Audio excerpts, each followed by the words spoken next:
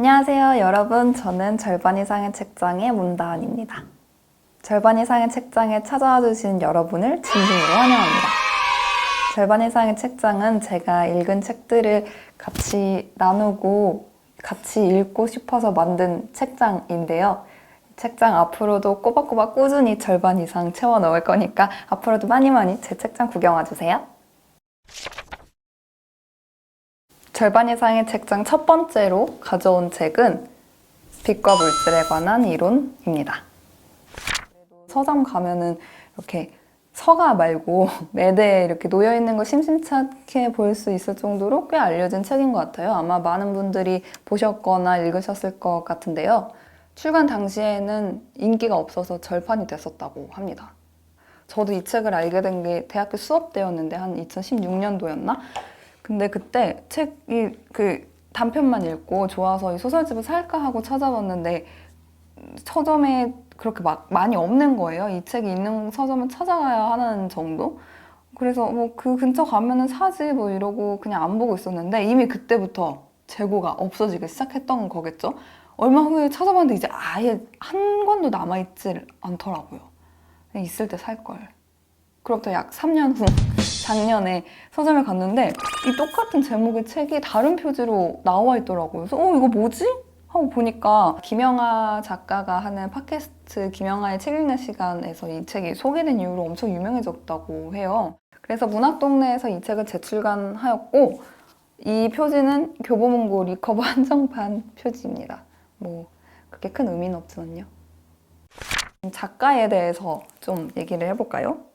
앤드루 포터라는 작가인데요. 이렇게 이런 분이에요. 72년생 미국 사람이고 뉴욕의 바사대학교에서 영문학을 전공하고 그 다음에는 예술학 석사를 받았는데 그 이후로 이제 작가 준비를 하려고 하루에 6시간씩 책을 썼다고 합니다. 근데 그러고 있을 즈음에 99년도에 집에 도둑이 든 거예요. 그래서 그 가지고 있던 하루에 6시간씩 썼던 그 원고를 전체를 분실하는 일이 발생하게 됩니다. 한 번이라도 문서 작업 해보신 분들은 아시겠지만 이게 아무리 내가 쓴 거라고 해도 그렇게 막 바로 떠오르지가 않잖아요. 그래서 그 이후로는 작가를 거의 포기했다고 해요.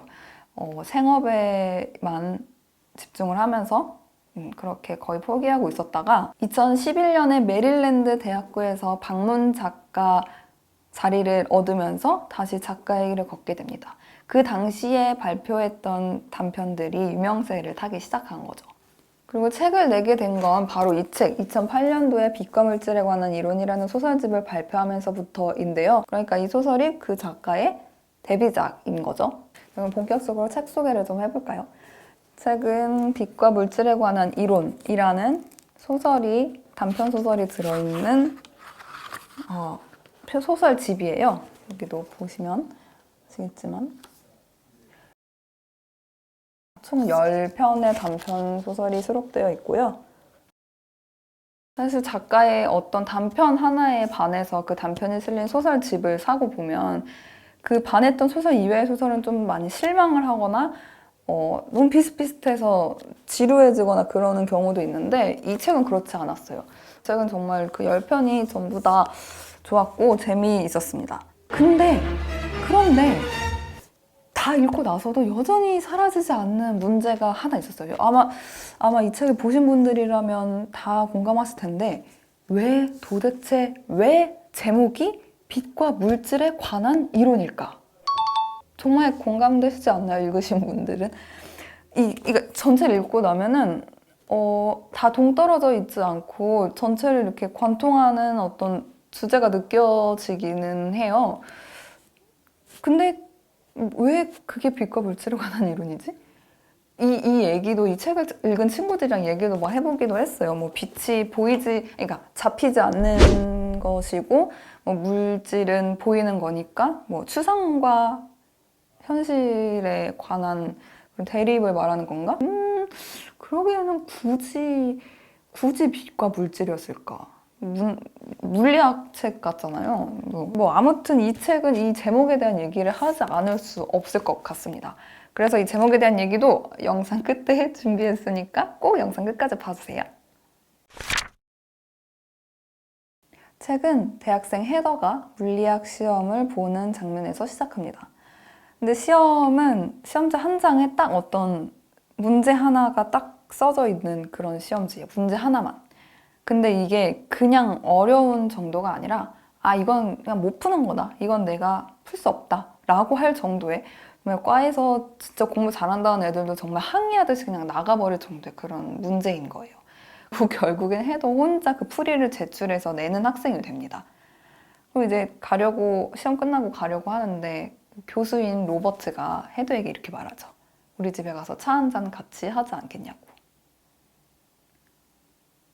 해더는 그때는 뭐 자기보다 30살은 많을 것 같은 교수가 자기를 로맨틱한 그런 이유로 불렀을 거라고는 전혀 생각이 들지 않았기 때문에 그 초대에 응했고, 결과적으로는 둘이 정기적으로 로버트의 집에서 만남을, 다시 말해 데이트를 가지게 되는 사이가 됩니다. 근데 문제는 헤더한테 콜린이라는 남자친구가 있었어요. 근데 책에서 실제로 되게 유명한 애라고 나와요. 그래서 헤더는 이 콜린에게 이 로버트와의 만남을 당연히 숨겼겠죠. 근데 처음부터 숨길 의도는 아니었어요. 왜냐하면 죄책감이 없었거든요. 그 로버트와 뭐 단둘이 집에서 만나는 거기는 해도 둘 사이에 정말로 어떤 감정이 있어서가 아니고, 만나도 정말 일상적인 얘기 혹은 물리학에 관한 얘기 뭐 이런 것만 나눴기 때문에 처음에는 그렇게 죄책감을 가지지도 않았고 뭐 굳이 그냥 얘기를 안 했던 거였을 뿐이었는데, 문제는 만나면 만날수록 콜린에게는 하지 못할 얘기를 로버트에게는 하게 되고, 그리고 콜린을 만나는 것만큼이나 로버트를 만나는 것을 기대하게 되는 자신을 발견합니다. 그리고 로버트와 자신 둘 다 서로를 중요한 사람을 여기고 있다는 것을 느끼게 되죠. 그러던 어느 날 로버트랑 헤더가 처음으로 로버트의 집이 아니라 바깥에서 만남을 갖게 되어 어떤 술집에서, 근데 거기서 남자친구인 콜린을 만나게 되는 거죠. 거기서 이렇게 얘기를 해요. 만약에 그때 로버트와 내가 이렇게 상을 두고 건너편에서 이렇게 마주보고 앉아 있었으면 콜린이 다가와서 인사를 했을지도 모른다.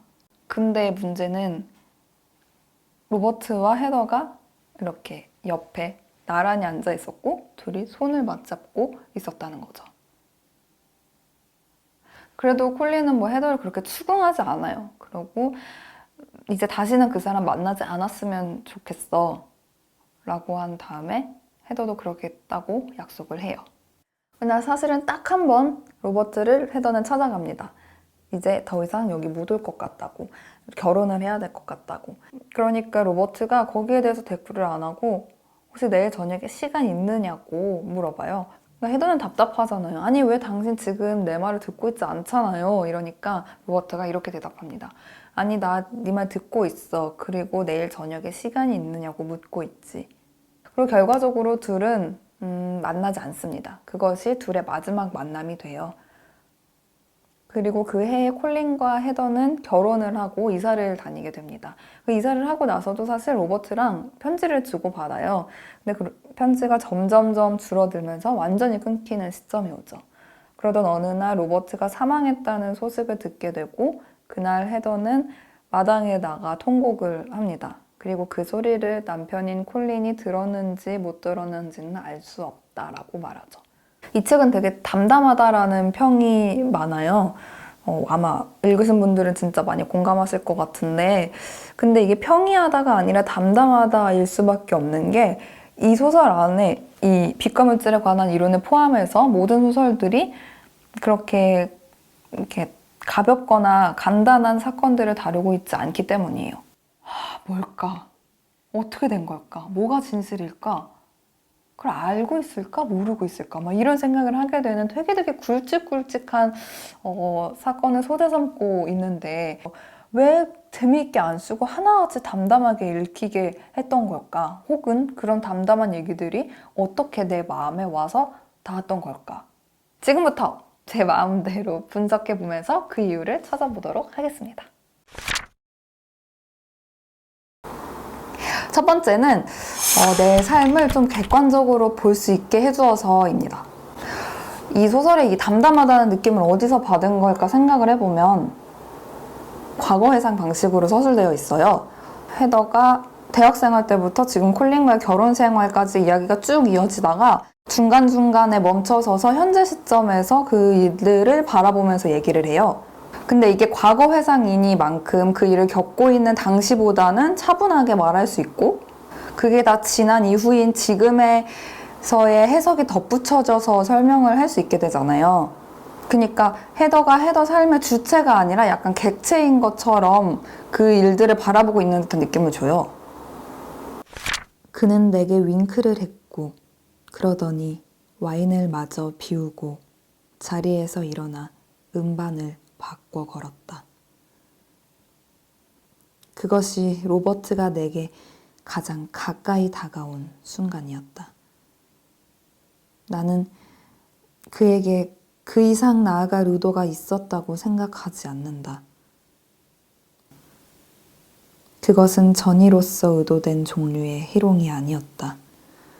나는 그가 단지 자기가 나를 사랑하고 있다는 것을 알려주고 싶었던 것이라고 생각한다.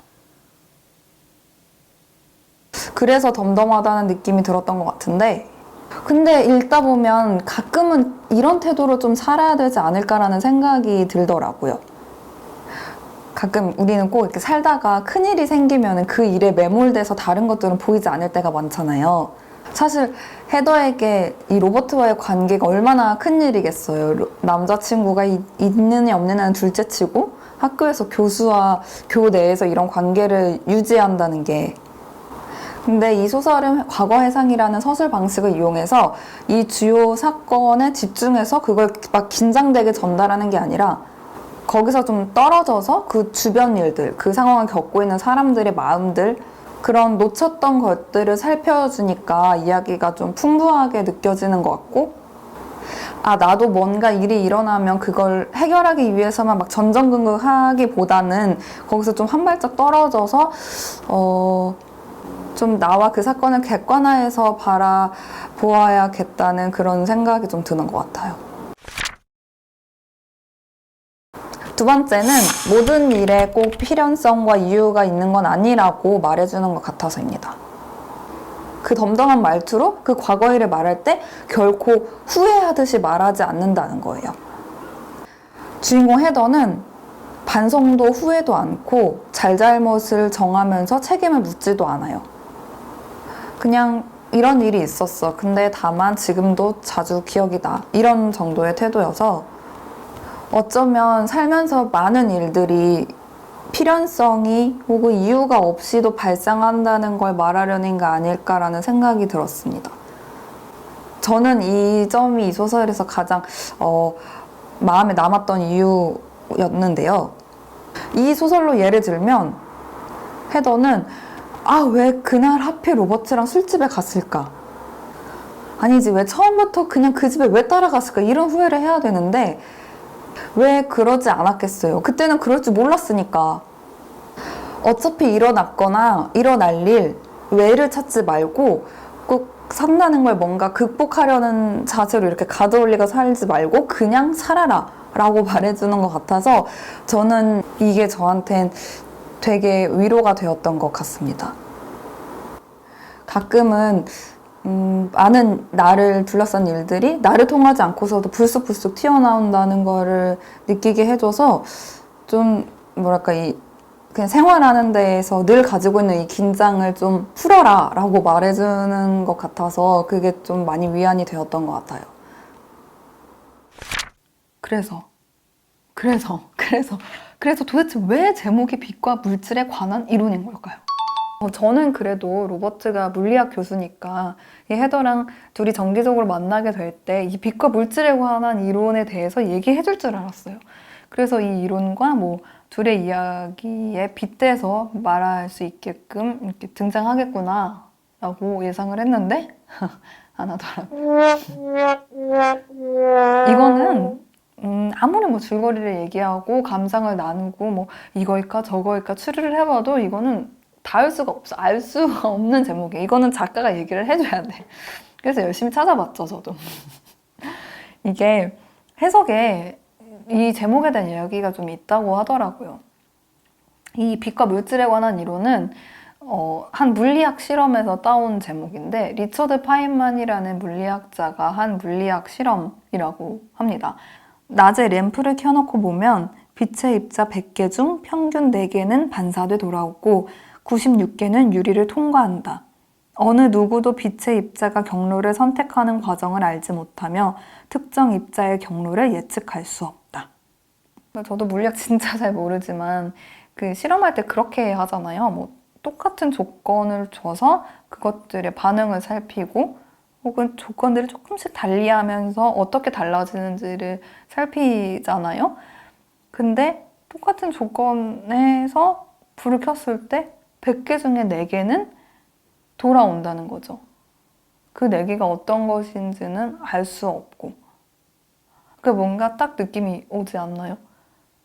그러니까 똑같이 살아가고 있는 와중에도 100가지 일 중에 4가지 일이 어떤 4가지 일이 나한테 돌아와서 이 책에서 주인공들이 과거를 회상하듯이 내게 남는 기억이 되고 상처가 되고 그렇게 남을지는 알 수 없다는 거예요.